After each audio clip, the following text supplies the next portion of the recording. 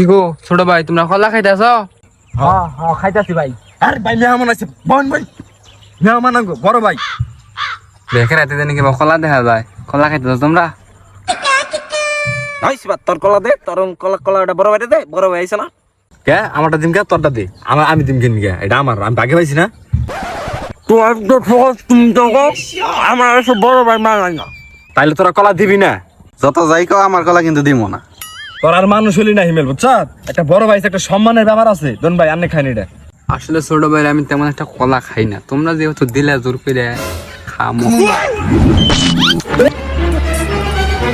কইছ না বড় ভাই খাবো না, তুই বড় খাও না জিনিস জোর কর না না।